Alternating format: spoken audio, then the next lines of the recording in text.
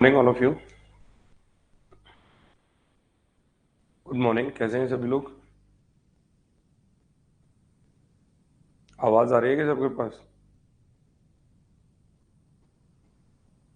चलिए ज्वाइन कर लें सेशन को फटाफट से। तो दोस्तों, कल तक की जो क्लास हुई थी हमारी, उस कल तक की क्लास में हम लोग हुमायूं के बारे में बात कर चुके थे। मोस्टली हुमायूं का जो कॉन्सेप्ट था वो क्या था, उस पर कल तक मेरी पूरी क्लास में आपसे चर्चाएं हो चुकी थी। आप सभी लोग फटाफट से जुड़ जाएं, सेशन को शेयर कर दें। और आज की क्लास कंटिन्यू करते हैं यहाँ से। हुमायूं की जो स्थिति थी उसको लेकर के आगे बढ़ेंगे। हुमायूं की बीवी ने हुमायूं के लिए एक मकबरे का निर्माण करवाया था, जो मकबरा ताजमहल का पूर्वगामी माना जाता है। अविश्वास और कमजोर चरित्र हुमायूं की असफलताओं के दो बड़े कारण थे, जो कल तक की लास्ट क्लास में मैंने आपको बताया था। अबुल फजल नाम के एक विद्वान थे जो मुगल काल में हुए थे, और अबुल फजल ने हुमायूं को इंसान कामिल कह करके पुकारा है। चलिए यहां से आज स्टार्ट करेंगे आज के सेशन को।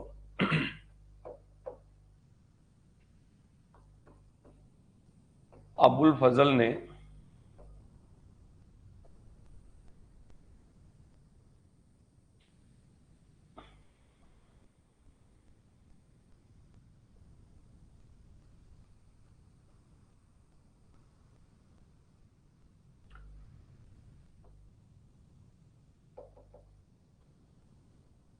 अबुल फजल ने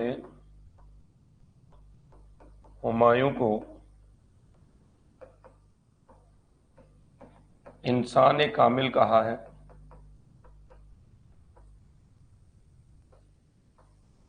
क्या कहा है? इंसान कामिल कहा है। हुमायूं की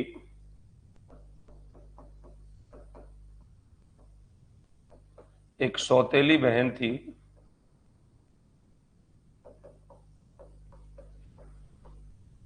जिसका नाम था गुलबदन बेगम।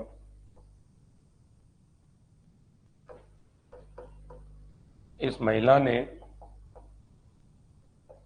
हुमायूंनामा ग्रंथ की रचना की।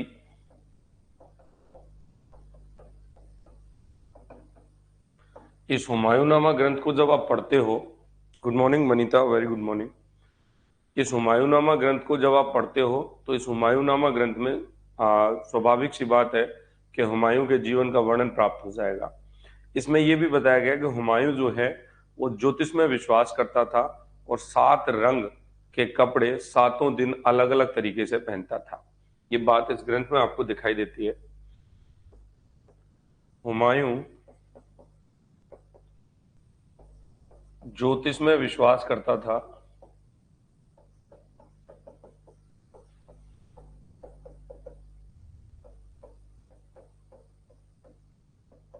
अतः 7 दिन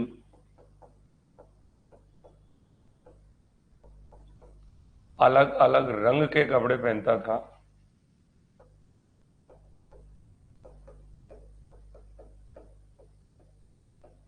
किसके कपड़े पहनता था? 7 दिन वो अलग अलग रंग के कपड़े पहनता था।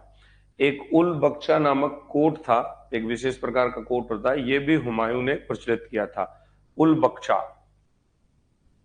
हुमायूं ने उल बख्शा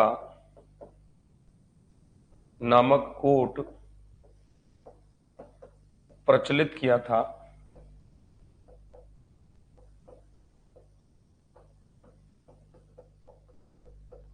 हुमायूं ने उल बख्शा नामक कोट भी प्रचलित किया था, एक तरीके का कोट था। अपने जो हुमायूं की 2 बार राजगद्दी प्राप्त करने की यात्रा है, जिसमें लगभग लगभग 25 वर्ष का टोटल शासन आता है, और 25 वर्ष के शासन में 15 वर्ष ये बाहर रहता है। बाहर बाहर का मतलब भटकना पड़ता था इसको, विदेशों में रहता है, तो 15 वर्ष लगभग बाहर रहता है। टोटल शासन 25 वर्ष का था। जो 10 वर्ष हैं उनमें से करीब 9 साढ़े 9 वर्ष के आसपास पहले राउंड में शासन करेगा, और दूसरे राउंड में केवल 6 महीने शासन कर पाता है। उतनी सारी अपने भटकाव की स्थितियों को समाप्त करने के बाद जब सत्ता में आता है, तो केवल और केवल 6 माह शासन कर पाता है। तो 25 वर्ष का कुल शासन था। हुमायूं का कुल शासन कितना था? 25 वर्ष था, जिसमें से पहली बार में वो करीब 9.5 वर्ष के आसपास शासन करता है और दूसरी बार में वो करीब 6 माह के आसपास शासन करता है। ठीक है।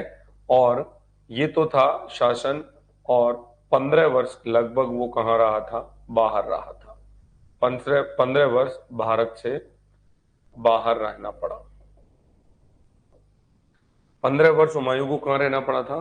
भारत से बाहर रहना पड़ा था। ये पूरा कॉन्सेप्ट आपको याद रखना है, कहीं से भी क्वेश्चंस पूछ लिए जाते हैं। हुमायूं के दरबार में एक व्यक्ति रहता था मुल्ला मोहम्मद नाम का, जिसने जवाहिरुल उलूम नामक एक ग्रंथ की रचना की थी फारसी भाषा में। इस ग्रंथ को विज्ञानों की मणि कहा जाता है। इस ग्रंथ में आपको इतिहास, विज्ञान, गणित, चिकित्सा, नक्षत्र सारे विषयों के जो है कॉन्सेप्ट मिलते हैं। लगभग 120 विषयों के बारे में इस ग्रंथ में उल्लेख किया गया है और ये हुमायूं का सबसे महत्वपूर्ण ग्रंथ माना जाता है। हुमायूं के समय का सबसे महत्वपूर्ण ग्रंथ कौन सा है, ऐसा प्रश्न आपसे पूछ लिया जाए तो यही क्वेश्चन आपको आंसर करना है। मनीजा, मेरी ऑफलाइन क्लास स्टार्ट हो गई है उस टाइम पर। अभी मैं 11 बजे से 1 बजे तक ऑफलाइन चला जाता हूँ क्लास लेने के लिए, तो वो टाइम नहीं बैठ पा रहा है अभी। मैं 2 बजे, अभी 2 दिन की क्लास रह गई है मैथ्स की, मैथ्स का सिलेबस पूरा हो जाएगा तो मेरी 1 बजे तक ऑफलाइन क्लास होती है, तो मैं ऑफलाइन कंप्लीट करके 2 बजे तक आ जाया करूंगा। तो 2 से 3 में मैं अपनी जो दोपहर वाली क्लास थी उसको कंटिन्यू कर लूंगा वहां से। 2 दिन की बात है, ठीक है ना? ज्यादा परेशान होने की बात नहीं है। हाँ, good morning Anjali, very good morning. Suman, ज्यादा टाइम नहीं हुआ बेटा, आप पढ़ सकते हो अभी, है ना? थोड़ा सा यहीं से लिखा है मैंने, आपको इतना ही लिखा है, ज्यादा टाइम नहीं हुआ। ये बात है, बस थोड़ा सा ज्यादा परेशानी वाली बात नहीं। 2 दिन मैथ्स के 2 घंटे का टॉपिक रह गया मैथ वाला, तो मैथ वाली टाइमिंग पे मैं आ जाऊंगा। मुझे टाइम बहुत कम मिल रहा है, फर्स्ट पेपर की क्लास भी करानी पड़ती है, यूट्यूब पे भी पढ़ाना पड़ता है, अनअकैडमी पे भी पढ़ाना पड़ता है, ऑफलाइन भी पढ़ाना पड़ता है। ये सारे काम करने पड़ते हैं। अब सोचो कि समय को किस तरीके से डिवाइडेशन दिया हुआ, तो बिल्कुल ही समय नहीं मिल पाता। सबसे बड़ी समस्या ये आ रही है। चलिए अब बात करते हैं एक बहुत अच्छी बात को लेकर के, जो मैं आपको बता रहा हूं कि हुमायूं के दरबार में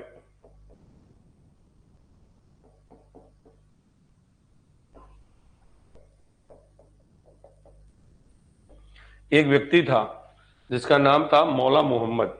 क्या नाम था? मौला मोहम्मद। इस व्यक्ति मौला मोहम्मद ने बच्चों क्या किया था? एक ग्रंथ की रचना की थी, जवाहिरुल उलूम। इस ग्रंथ का मतलब क्या था? जवाहिरुल उलूम। ये जो ग्रंथ है, इस ग्रंथ को क्या कहा जाता है? वैसे तो विज्ञानों की मणि कहा जाता है। क्या कहा जाता है? विज्ञानों की मणि। इस ग्रंथ में 120 विषयों का उल्लेख है।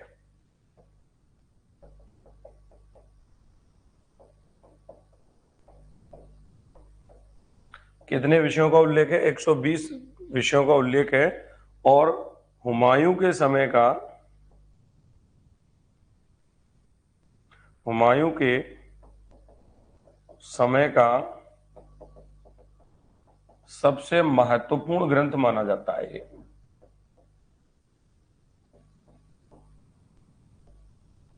हुमायूं के समय का सबसे महत्वपूर्ण ग्रंथ कौन सा है? नीलम, वेरी गुड मॉर्निंग। ऐसा आपसे कभी पूछ लिया जाए तो आप लोग आंसर कर सकते हैं, ये सबसे महत्वपूर्ण ग्रंथ माना जाता है। अब हुमायूं शासन में रहा था तो हुमायूं ने तबल तबल ए अदल तबल ए अदल की शुरुआत की थी। अब तबल ए अदल क्या था, देखिए, बात करते हैं आगे।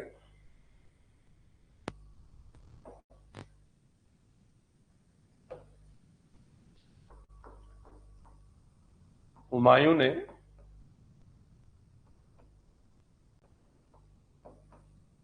तबल ए अदल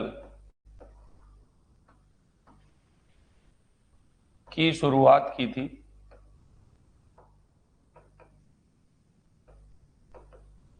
अब क्या था ये तबल ए अदल? लोक शिकायतों को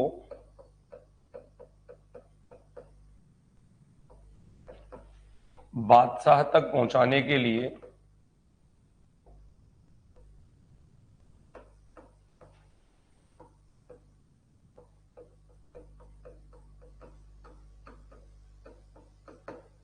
एक विभाग था।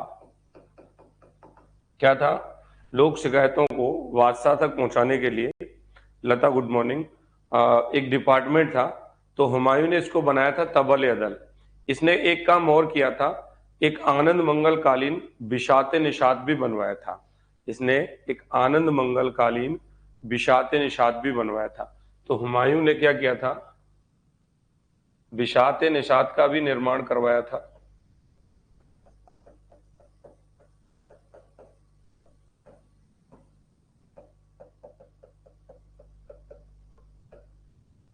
ये सब पॉइंट्स हुमायूं के लिए आपको याद रखने हैं। इसने सर्वप्रथम मुगल साम्राज्य में क्या किया था? कॉर्निश एवं तस्लीम की शुरुआत की थी। ये अभिवादन होते हैं।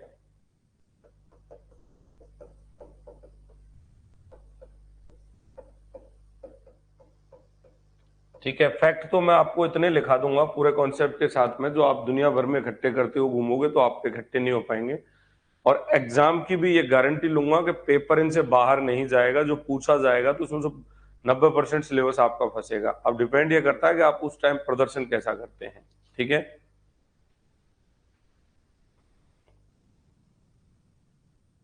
प्रारंभ किया हुमायूं ने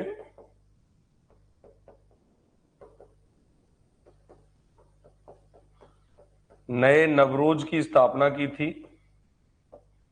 नए नवरोज की स्थापना की थी और यह तुलादान भी मनाता था।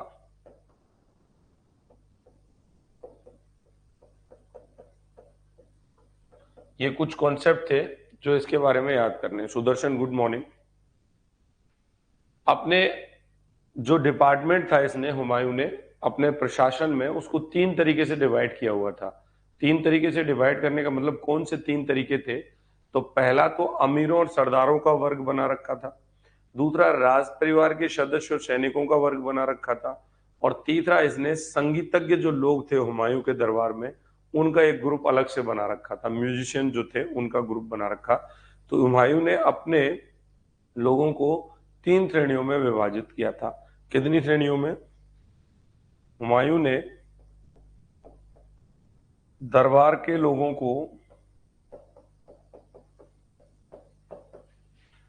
3 श्रेणियों में विभाजित किया था। अब 3 श्रेणियों में से पहली श्रेणी कौन सी थी? पहली श्रेणी थी भाई साहब इसमें अहले दौलत।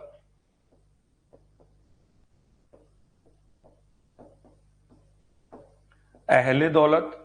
दूसरी थी अहले सादात।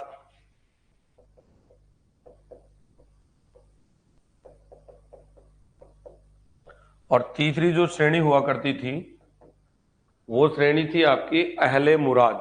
तीसरी क्या थी? अहले मुराद। इसमें कौन थे? संगीतज्ञ। ठीक है, इसमें कौन थे? सेकंड वाली में राज परिवार के सदस्य और सैन्य अधिकारी। इसमें कौन थे?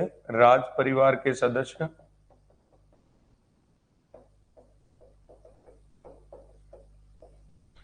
व सैन्य अधिकारी।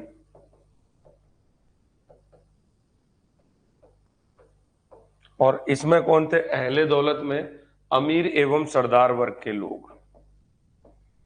अमीर एवं सरदार। तो हुमायूं के शासनकाल में आपको ये परिस्थितियां दिखाई देती हैं। ये त्योहार होते हैं बेटा, तुलादान नवरोज जो है त्योहार होते हैं। क्या होते हैं? त्योहार होते हैं, नवरोज और तुलादान। तो ये पूरा कॉन्सेप्ट आपके समझ में आ गया। 3 श्रेणियों में इसने बांट रखा था। उत्तर प्रदेश में एक जगह पड़ती है यूपी में, सहारनपुर। वहां पर क्या हुआ था? हुमायूं ने एक शेख अब्दुल कद्दुस गंगोही नाम का व्यक्ति था, शेख अब्दुल कद्दुस गंगोही, इसका मकबरा भी बनवाया था। और एक बार हुमायूं क्या कर रहा था अपने जीवन काल में, इस संत की जिसके बारे में मैं बात कर रहा हूँ, जिसका मकबरा इसने बनवाया था, तो उसकी कुटिया में गया था और उससे धार्मिक वार्ता भी की हुई थी। और एक राइटर है हमारे पास जिनका मतलब है खानदा मीर। खानदा मीर जो राइटर है वो ये कहते हैं कि आगरा में हुमायूं ने एक इमारत तिलिस्म का निर्माण भी करवाया था। और फारसी भाषा में हुमायूं कविताएं भी लिखता था, ये भी आपको नहीं पता होगा, तो फारसी भाषा में कविताएं भी लिखता था। और कुछ कविताओं में उसने अपना नाम, जो उपनाम है, वो हुमायूं दिया हुआ है। तो ऐसे कुछ फैक्ट्स और हैं हुमायूं के बारे में जिन पे भी हम लोग चर्चाएं करेंगे। तो यहां तक की श्रेणियां हो गई इसकी पूरी। देखिए अब बात करते हैं आगे। उत्तर प्रदेश के सहारनपुर में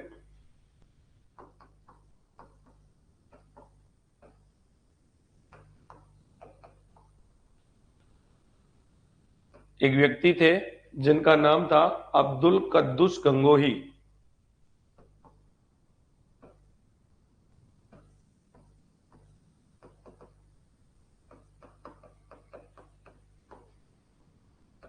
इनके मकबरे का निर्माण हुमायूं द्वारा करवाया गया। ठीक है, इस व्यक्ति से हुमायूं ने धार्मिक वार्तालाप भी की थी।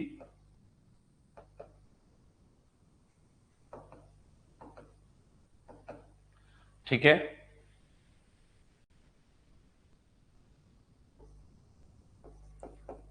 हुमायूं ने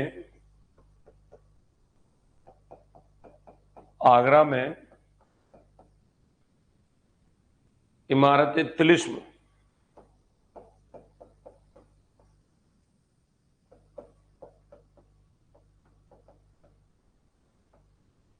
का निर्माण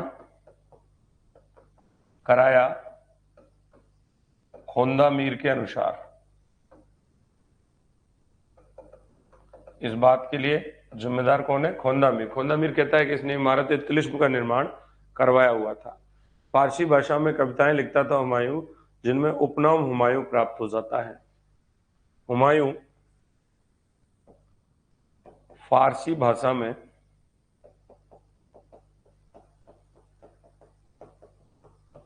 कविताएं भी लिखता था।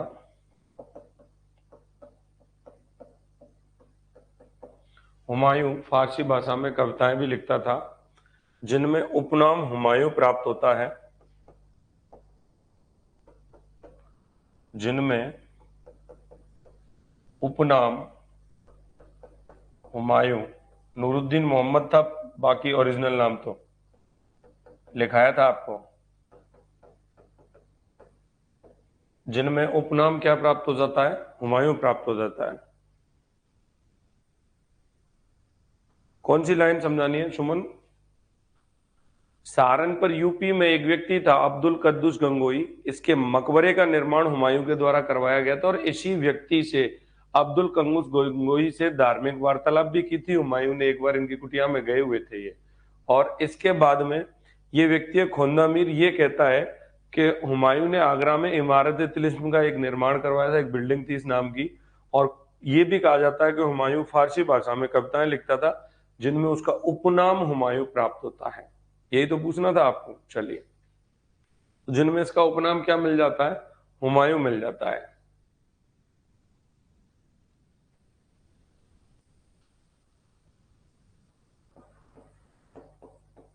शेख अमानुल्लाह पानीपती,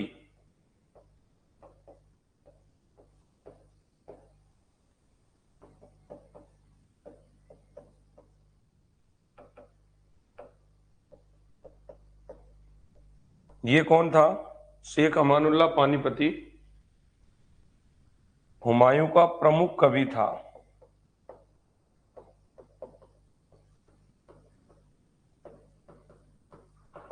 ये कौन था? हुमायूं के दरबार में प्रमुख कवि के पद पर हुआ करता था।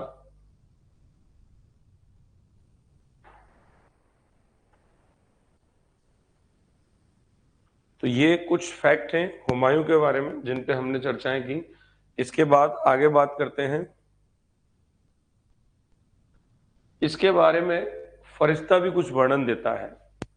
फरिश्ता ये कहता है कि हुमायूं ने एक ऐसा ग्लोब तैयार करवाया था जिस पर पंचभूत एवं आकाश का वर्गीकरण अंकित है। ये बहुत इंपॉर्टेंट फैक्ट है, इसको भी लिखेंगे आप। हुमायूं के लिए कौन कहता है? फरिश्ता। फरिश्ता के अनुसार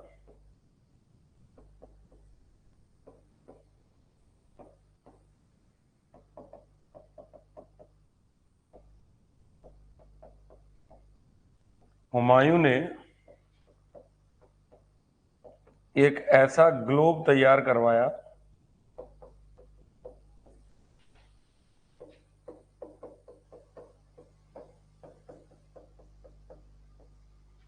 जिस पर पंचभूत एवं आकाश वर्णित है या अंकित है।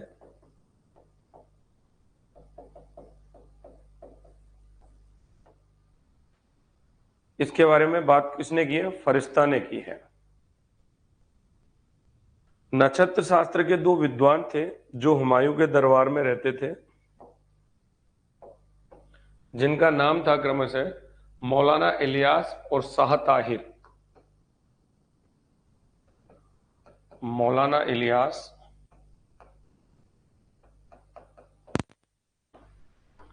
और शाह ताहिर, ये कौन थे? हुमायूं के दरबार में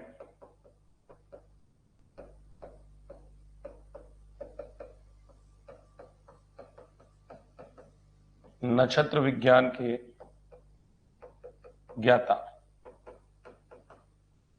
ये दोनों व्यक्ति मौलाना इलियास और शाह ताहिर।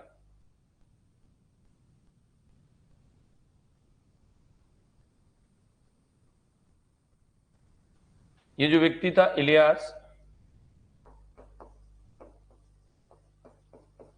इलियास ने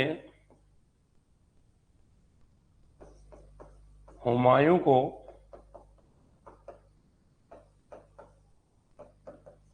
नक्षत्र विज्ञान की शिक्षा दी थी।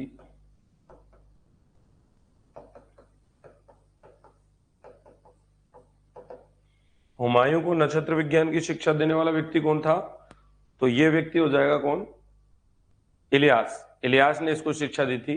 ये अपने विषय का बहुत बड़ा ज्ञाता था तथा वैद्यशालाएं स्थापित करने का विशेषज्ञ था।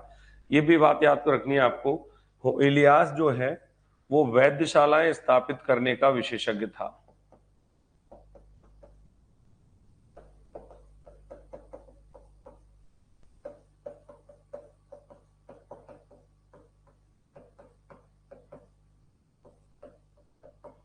ज्यादा नहीं रखना है क्योंकि अपने विषय का सब्जेक्ट का एक्सपर्ट था ये।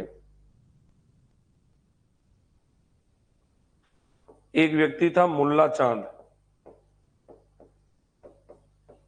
ये क्यों इंपॉर्टेंट है? ये व्यक्ति भी खगोल शास्त्री था।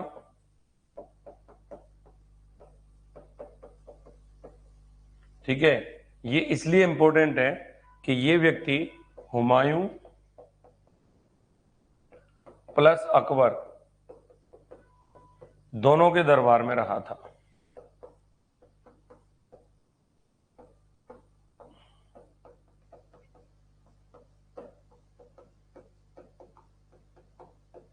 किनके दरबार में रहा था? हुमायूं प्लस अकबर दोनों के दरबार में रहा हुआ था। ये व्यक्ति मुल्ला चांद एक खगोल शास्त्री था, ये एक एक्स्ट्रा व्यक्ति था, ये दोनों के दरबार में विराजमान था। तो दोस्तों ये पूरा जो कॉन्सेप्ट था वो हुमायूं के बारे में मैंने आपको बता दिया। हुमायूं का प्रश्न अगर आपसे पूछा जाएगा तो आपकी इस कॉपी में से ही आएगा, अदरवाइज वो प्रश्न आपसे हुमायूं के बारे में ज्यादा नहीं पूछेगा, तो परेशान नहीं होना है।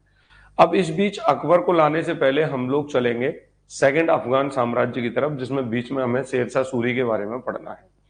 शेरशाह सूरी 1540 से 1545 तक भारत में शासन करेगा और वैसे देखा जाए तो इसका जो वंश है वो तो हुमायूं ने 1555 के आसपास जाकर के डिफीट किया जब अपना साम्राज्य दोबारा स्थापित किया था। क्या कहानी रहेगी इसके बारे में बात करेंगे। आर्टिस्ट थे हुमायूं के टाइम पर, उनको आर्ट में ही पढ़ाएंगे। जब कला संस्कृति पढ़ाएंगे हुमायूं के टाइम के चित्रकार और जो पेंटर्स थे, बिल्कुल अंजलि टेंशन मत लो आप, हुमायूं के टाइम के कुछ चित्रकार और उनकी बात होगी तो वो सब चित्रकला यानी इसकी जब मुगल साम्राज्य की आर्ट पढ़ाएंगे, कला पढ़ाएंगे तो उसमें आ जाएंगे वो। इसीलिए यहाँ पे नहीं लिखे, दो दो जगह नहीं आएंगे, वो फिर चीजें दो जगह आ जाएंगी ना, इसलिए यहाँ पर आप देख रहे हो ना, कल्चर का कोई पॉइंट नहीं लिया है मैंने, इसके दरबार के विद्वान लिए हैं केवल, और विद्वान हमेशा पॉलिटिकल हिस्ट्री में ही पढ़ाए जाते हैं क्योंकि वो व्यक्ति अलग टाइप के हैं। अब बात करते हैं शेरशाह सूरी को लेकर के 1540 से 1545 के बीच में।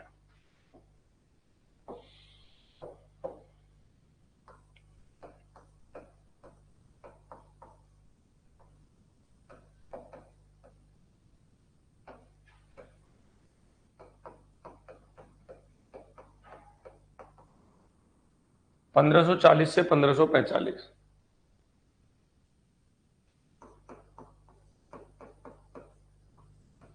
भारत में सूरवंश या द्वितीय अफगान साम्राज्य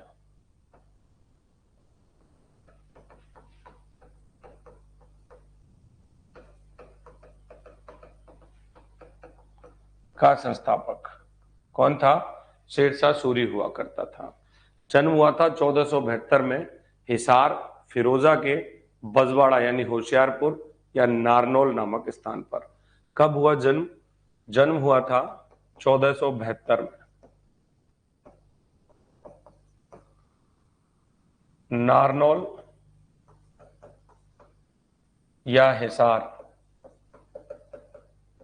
हरियाणा में पड़ती है जगह, ठीक है। हाँ,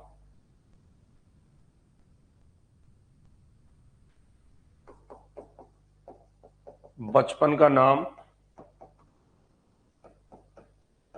फरीद था, बचपन का नाम फरीद था।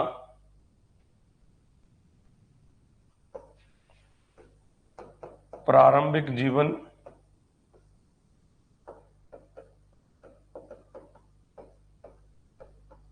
संकटपूर्ण था,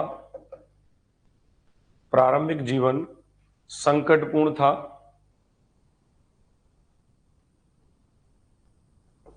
इसके पिता हसन खां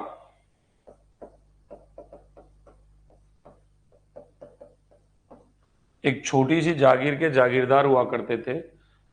हसन खां सासाराम जौनपुर के एक छोटे से जागीरदार थे, इनका नाम था हसन खां सासाराम।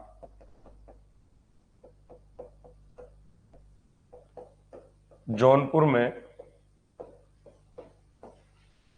एक छोटे जागीरदार थे।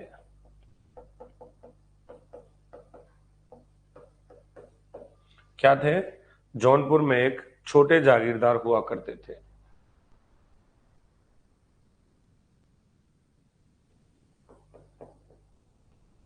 बाईस वर्ष की उम्र में यह कहां पहुंच गया था? सिराज हिंद जौनपुर पहुंच गया।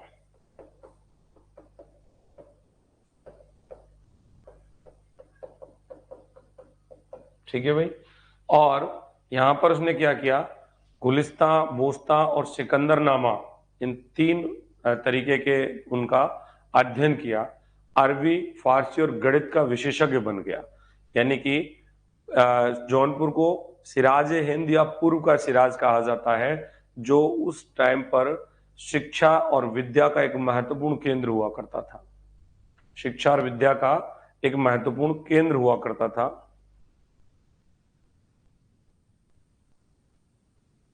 क्या हुआ सुदर्शन, क्या कह रहे हो आप? बेस्ट टेक्निक है ये? कौन सी टेक्निक के बारे में बात कर रहे हो?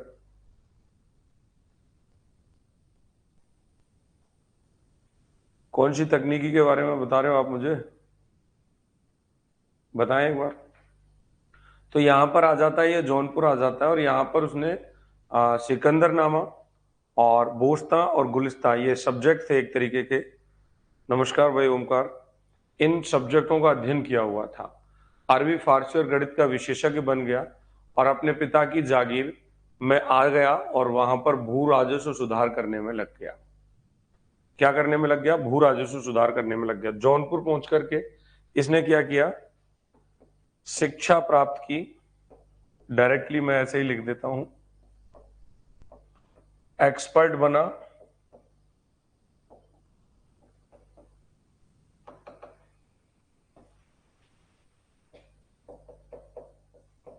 क्या बन गया? एक्सपर्ट बन गया। और एक्सपर्ट किसका बन गया था? ये गणित का, अरबी भाषा का, फारसी भाषा का एक्सपर्ट बन गया। और उसके बाद अपने पिता की जागीर पर आकर, अपने पिता की जागीर पर आकर भू राजस्व सुधार करने लगा।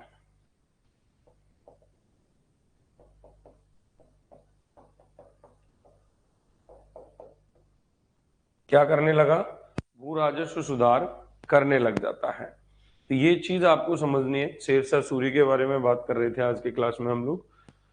इसके बाद इसने क्या किया? लगभग 21 वर्षों तक ये अपने पिता की भू संपत्ति का क्या रहता है? मैनेजर रहता है। लगभग 21 वर्षों तक यही प्रबंधन का कार्य किया।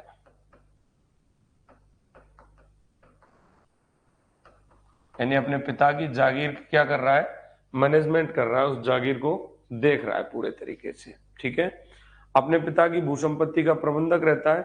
इसी समय इसने अपनी प्रसिद्ध कर नीति, जिसे आप देखते हो किसके नाम से? कर निर्धारण में उदार रहो लेकिन वसूली में कठोर रहो, इस तरीके से इस कर नीति का प्रतिपादन किया था। इसी समय इसने अपनी कर नीति का प्रतिपादन किया।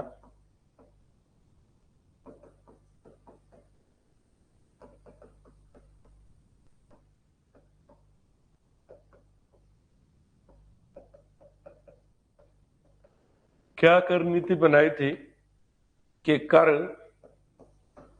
निर्धारण करने में तो उदार रहो,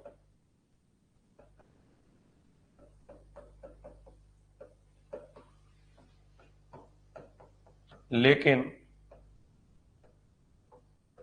वसूली करने में कठोर रहो। क्या करना है? कर अगर आप निर्धारित कर रहे हो तो आपको होशियार रहना है। कर जब आप निर्धारित कर रहे हो तो आपको उदार रहना है। लेकिन जब आप वसूली कर रहे हो तो आपको क्या करना है? वसूली के टाइम पर आप क्या कर सकते हो? कठोरता दिखा सकते हो। सुदर्शन बताया नहीं, मैं आपसे कुछ पूछ रहा था, मेरे आंसर का जवाब नहीं दिया। आप क्लास में हैं या नहीं है?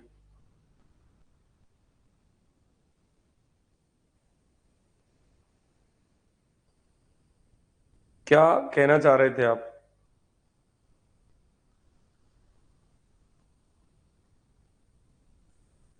किस टेक्निक की बात कर रहे हो आप?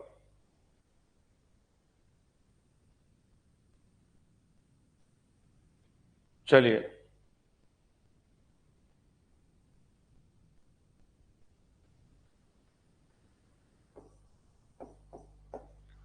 फरीद इसके बचपन का नाम था। फरीद के अनुसार इसने क्या कहा था? क्योंकि यह पढ़ा लिखा व्यक्ति था, इसने एजुकेशन प्राप्त कर रखी थी।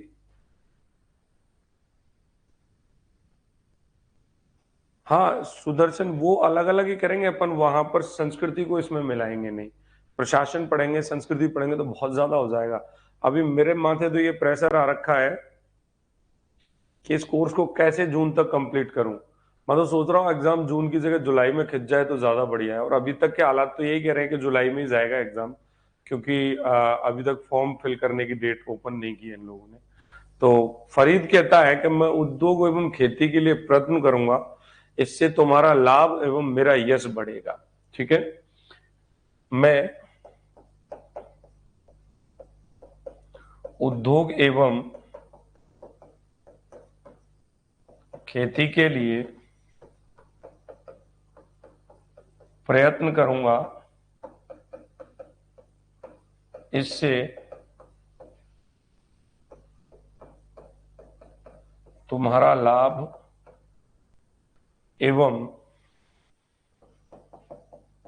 मेरा यश बढ़ेगा। ये बात किसानों से कही उसने कि भाई मैं ऐसा काम करूंगा। बिल्कुल बिल्कुल, बहुत बढ़िया। अब इसमें क्या था कि फरीद की ये बात आपने पूरे तरीके से समझ ली, ठीक है। इसके बाद हम बात करें फरीद को लेकर के आगे के कॉन्सेप्ट पर कि फरीद का मैटर क्या है। तो देखिए ध्यान से यहां पर कि फरीद 1520 में आगरा में पहुंच जाता है और इब्राहिम लोदी के सामने उपस्थित होकर के अपने पिता की जागीर उसको स्वयं को देने की प्रार्थना करता है। यानी कि ये लोदियों से रिलेटेड थे। लोदी प्रथम अफगान साम्राज्य के निर्माता थे। अब अपने बाप की जागीर को ही छीनने का प्रयास करता है, जिसे इब्राहिम लोदी ने अस्वीकार कर दिया था।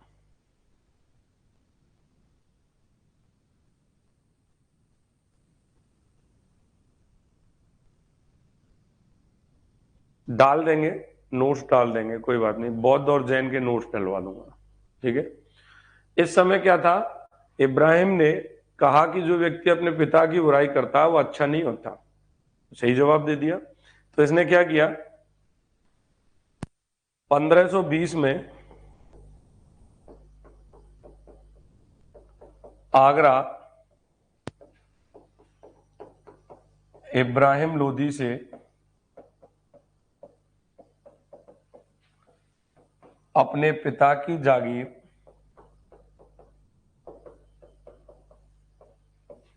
स्वयं को देने के लिए कहा।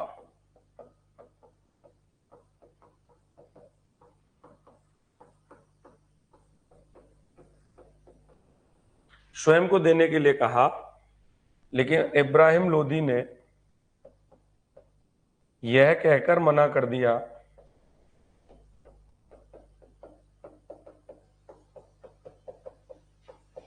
कि जो अपने पिता की बुराई करता है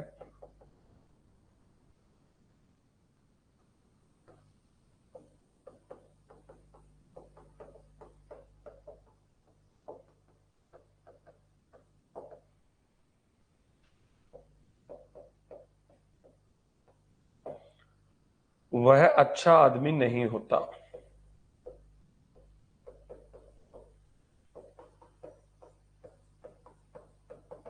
क्लियर कह दिया, सही बात है भाई, जो अपने पिता की बुराई करेगा वो अच्छा आदमी नहीं होगा। दोस्तों बाद में क्या हुआ, दक्षिणी बिहार में एक सूबेदार था जिसका नाम था बहार खां लोहानी। उसने शेरशाह के द्वारा एक शेर मारने के उपलक्ष्य में इस व्यक्ति को शेर खां की उपाधि दी थी और अपने पुत्र जलाल खां का इसको संरक्षक नियुक्त कर दिया था। दक्षिण में कौन था, इस पूरी कहानी को एक एक पॉइंट से समझ लेंगे आप, क्लियर हो जाएगी।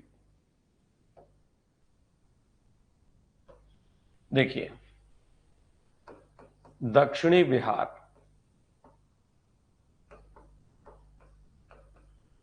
इस दक्षिणी बिहार में था एक सूबेदार। इस सूबेदार का नाम क्या था, इसका नाम था बहार खां लोहानी।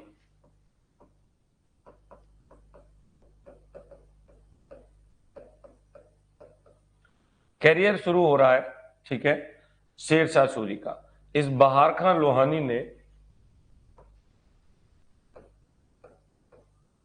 शेर खां की उपाधि किसको दी, शेरशाह सूरी को दी। क्यों दी, शेर मारने के उपलक्ष्य में।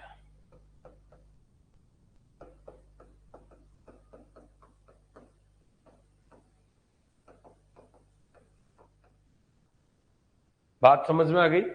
और इस बात से प्रभावित होकर के इस बहार खां लोहानी ने शेरशाह को अपने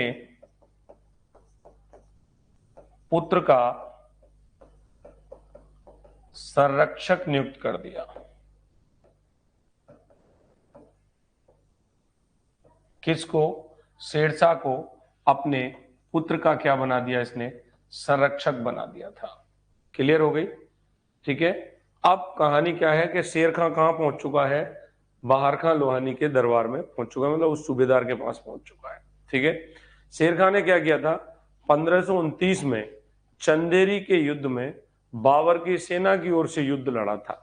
और उस समय शेर खान ने एक स्टेटमेंट दिया था कि अगर भाग्य ने एक दिन मेरी सहायता की तो मैं सरलता से मुगलों को एक दिन भारत से बाहर खदेड़ दूंगा। और मुगलों ने इस देश का शासन केवल अफगानों की फूट के कारण प्राप्त किया है।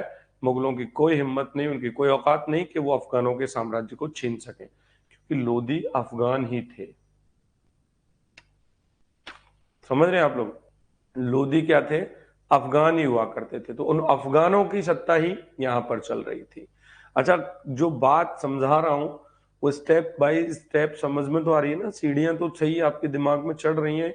बाबर, लोधी खत्म किया, हुमायूं, अब शेर खान। शेर खान लोधियों से कनेक्टेड था, मुगलों से दुश्मनी हो गई। समझ रहे हो नहीं समझ रहे हो, बोलो। तो शेर खान सूरी, ठीक है। 1529 चंदेरी का युद्ध।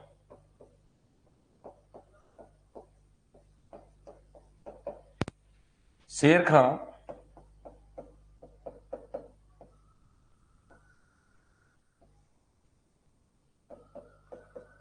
बाबर की सेना की ओर से लड़ा था।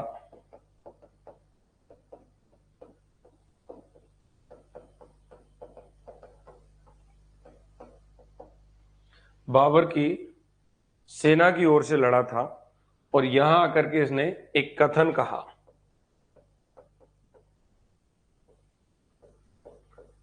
क्या कथन कहा था कि अगर भाग्य ने मेरा साथ दिया तो मैं एक दिन सरलता से मुगलों को बाहर खदेड़ दूंगा। अगर भाग्य ने मेरा साथ दिया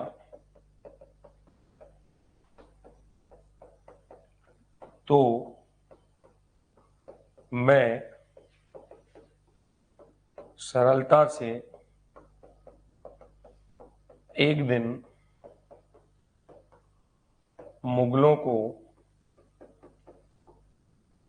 भारत से बाहर खदेड़ दूंगा। मुगलों को भारत से बाहर खदेड़ दूंगा क्योंकि उन्होंने सिर्फ अफगानों की आपसी फूट के कारण यह राज्य हासिल किया है।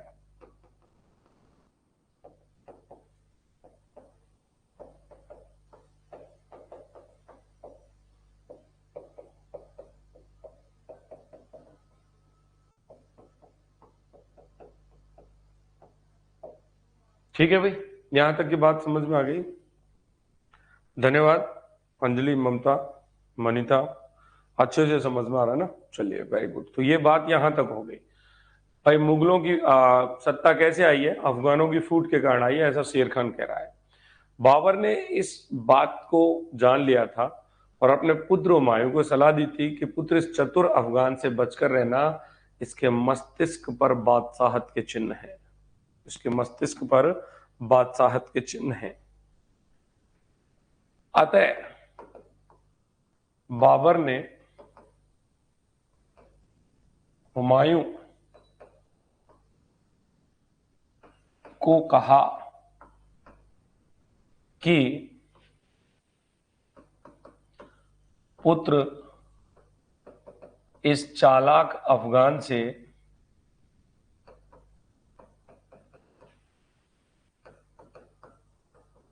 बचकर रहना। क्यों? क्योंकि इसके मस्तिष्क पर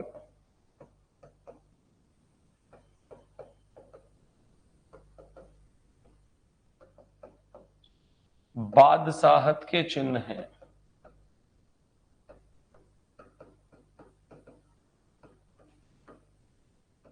इसके मस्तिष्क पर क्या है? बादशाहत के चिन्ह हैं। ये जरूर बादशाह बनेगा।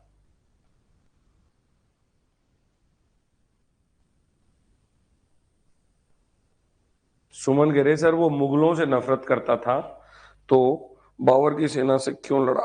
बेटा ऐसा होता है कि जब हम युद्ध हार जाते हैं, तो इब्राहिम लोदी युद्ध हारा था, आपको याद होगा, इब्राहिम लोदी युद्ध हारा था, उसकी मृत्यु हुई थी। मैंने अभी आपको यहां पर एक कॉन्सेप्ट लिखाया था कि ये वाला, कि 1520 में तो शासक कौन था? इब्राहिम लोदी था। और इब्राहिम लोदी आगरा में था, तो इब्राहिम लोदी के पास 1520 में जाकर के ये अपने पिता की जागीर मांगता है। इब्राहिम लोदी भी इसकी बुराई कर देता है कि नहीं, नहीं दूंगा, तू अपने पिता की बुराई कर रहा है। 1526 में पानीपत का युद्ध हुआ, जब बाबर आया, तो बाबर ने इब्राहिम लोदी की सत्ता ही समाप्त कर दी। तो जब राजा समाप्त हो जाता है, तो टोटल जो सेना होती है ना, उसके पास भी यही ऑप्शन होता है कि हम इसके साथ ही मिलकर के लड़ेंगे। सिकंदर ने इतनी बड़ी सेना लेकर के विश्व विजय कैसे कर ली थी? जिन प्रदेशों को वो हराता था, उनके प्रदेशों की सेना भी उसके साथ शामिल होकर के चल देती थी। तो कहने का मतलब यह है कि पानीपत के युद्ध के बाद अफगानों की सत्ता इनके सामने हार चुकी थी, तो इनके पास विकल्प नहीं था। ठीक है, तो ये एक सैनिक के तौर पर वहां पर युद्ध किया था इसने, अफगान साम्राज्य का ही व्यक्ति था ये, लेकिन बाद में ये सेकंड अफगान साम्राज्य की स्थापना करने में सफल हो जाता है। ठीक है, तो इसके मस्तिष्क पर बादशाह के चिन्ह हैं। अब क्या किया, देखिए यहां पर मैंने आपको बताया बहार खान लोहानी, इस व्यक्ति की मृत्यु हो गई, इसके पुत्र का संरक्षक बना हुआ था इसी के दरबार में। इस व्यक्ति की मृत्यु के बाद इसकी बेगम से विवाह कर लेगा, ये क्या कर लेगा, इसकी बेगम से विवाह कर लेगा। अगला कॉन्सेप्ट, शेर खान ने, एक व्यक्ति का नाम मैं बता रहा हूं, मोहम्मद शाह। ठीक है, मोहम्मद शाह, यही व्यक्ति बहार खान लोहानी था।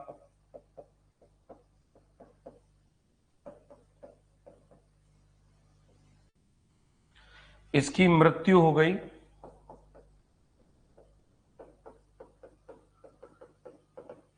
मृत्यु होने पर इसकी विधवा बेगम, जिसका नाम क्या था, दूदू बेगम, इसका नाम क्या था,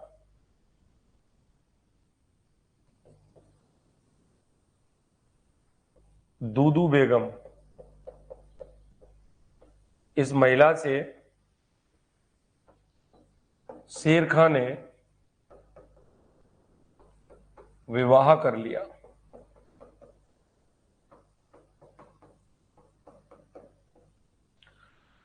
शेर खान ने क्या कर लिया, विवाह कर लिया। मंजुदा गुड मॉर्निंग। अब भाई साहब, आपको यहां पर एक बात समझ में आ गई होगी, विवाह कर लिया और इस तरह से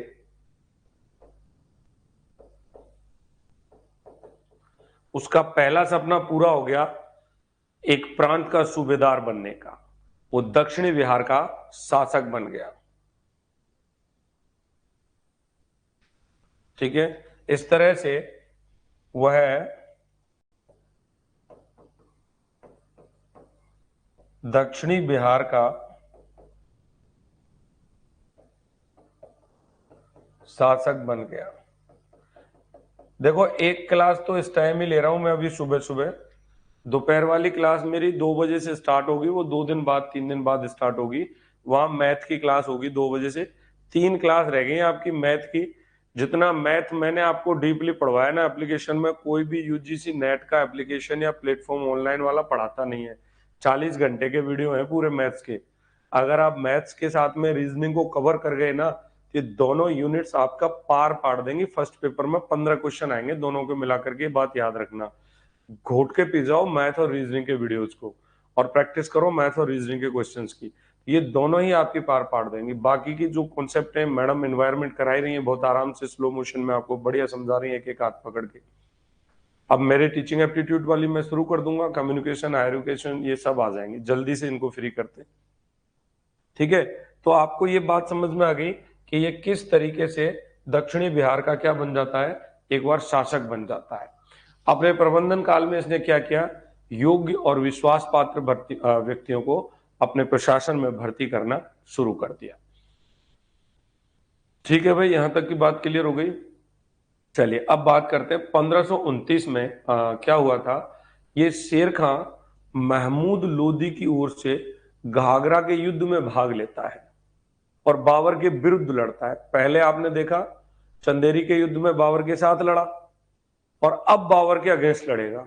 बाबर ने लड़ा था ना घाघरा का युद्ध महमूद लोदी के साथ में 1529 में, तभी तो बाबर की मृत्यु हुई थी 1530 में। तो 1529 में जो युद्ध हुआ था घाघरा का युद्ध, उस घाघरा के युद्ध में इस शेर खान ने भाग लिया था महमूद लोदी की तरफ से।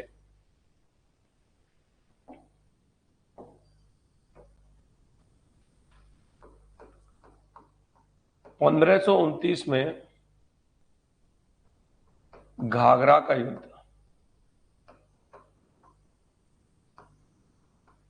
इस युद्ध में शेर खां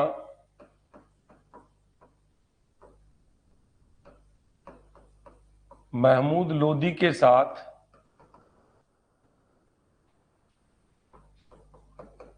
बाबर के विरुद्ध लड़ा था।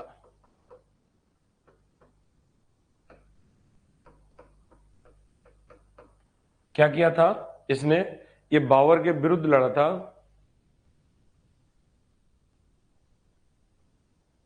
किंतु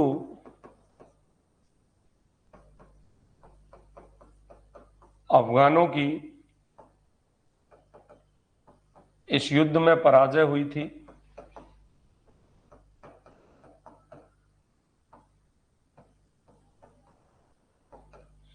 अफगानों की इस युद्ध में पराजय हुई थी।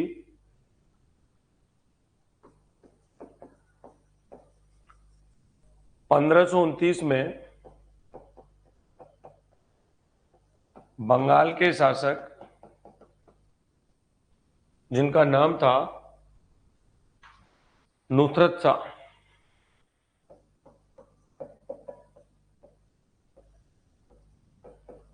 अब बंगाल के शासक इस नुसरत शाह के साथ क्या हुआ, इसको पराजित किया किसने, शेर खान ने, और इसके बाद हजरत आला की उपाधि धारण की थी। नुसरत शाह को पराजित कर शेर खान ने उपाधि धारण की। कौन सी उपाधि धारण की, हजरत आला। यही सब पूछा जाता है परीक्षाओं में, ये हजरत आला उपाधि किसकी है। हजरत आला उपाधि किसकी है, तो ये किसकी उपाधि हुआ करती थी हजरत आला, ये शेर खां सूरी की उपाधि हुआ करती थी। ठीक है, इसके बाद हम बात करेंगे आगे शेर खां के शासनकाल को लेकर के। 1530 में 1530 में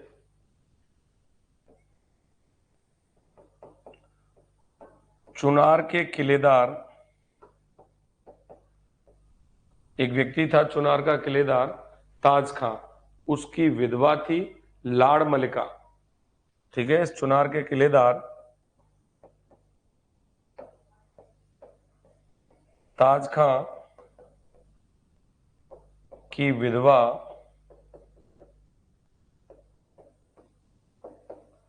लाड़ मलिका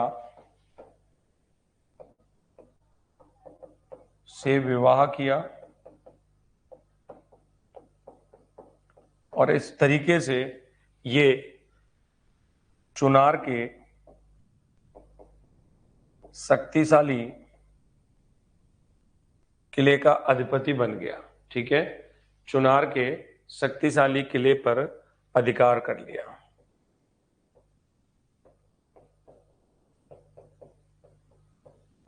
विधवाओं से विवाह करने का शौक लग गया बंदे को, क्योंकि दौलत संपत्ति सब मिल रही है उनके साथ में।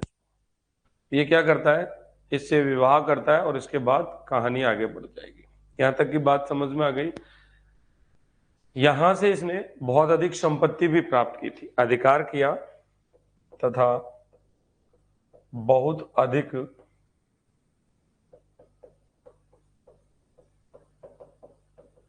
संपत्ति भी प्राप्त की। तो इसके पास क्या है, पैसा आ गया खूब सारा। क्या आ गया, पैसा आ गया। अब इसने 1532 में महमूद लोदी का एक युद्ध में और साथ दिया था, वो ददराहा का युद्ध था, लेकिन वह कोई महत्वपूर्ण योगदान नहीं था। और यहां पे हम बात करेंगे कि शेरशाह ने बंगाल जैसे दूरस्थ प्रदेशों में, यानी धनी सूबों में जो विद्रोह थे, उनकी आशंका को समाप्त करने के लिए बंगाल को सरकारों में बांट दिया था, जो जिले टाइप के कॉन्सेप्ट है, और आगे चल करके अकबर के काल में भी आपको दिखाई देंगे। ठीक है, चलिए आगे बात करें। इसमें एक पॉइंट और लेते हैं। 1532 में शेरशाह महमूद लोदी के साथ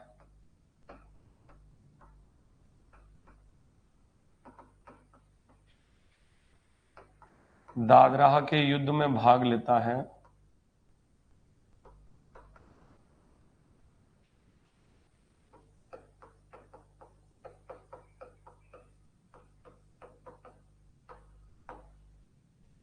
ठीक है भाई, दादराह के युद्ध में भाग लेता है।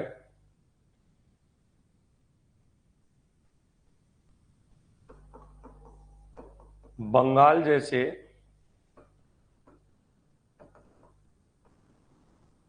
दूरस्थ एवं धनी प्रदेशों में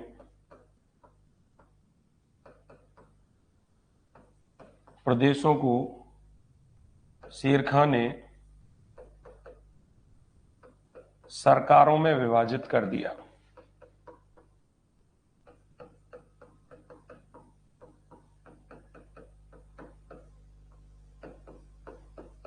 क्यों किया सरकारों में विभाजित? यस अंजलि, क्यों किया सरकारों में विभाजित? ताकि विद्रोहों की आशंका समाप्त कर जाए। ठीक है, सरकारों में बांटकर, ठीक है, सरकारों में विभाजित कर दिया और प्रत्येक सरकार पर सिकदार नियुक्त कर दिया।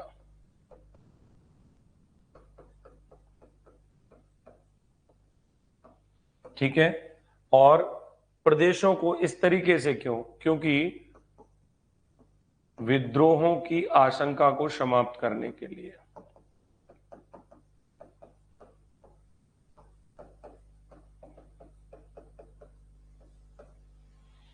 विद्रोहों की आशंका को समाप्त करने के लिए इसने इनको सिकदारों के हवाले कर दिया और बांट दिया। अब इन सिकदारों की देखभाल करने के लिए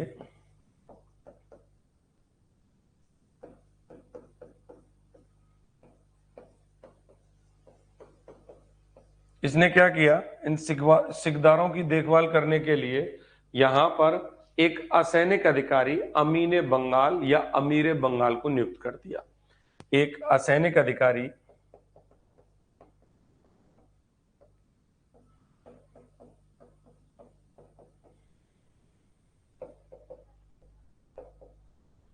अमीन या अमीर ए बंगाल,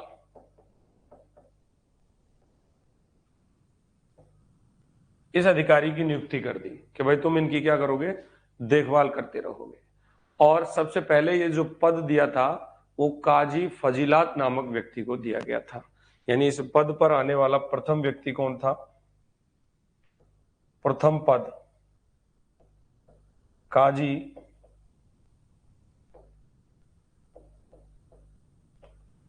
फजीलात।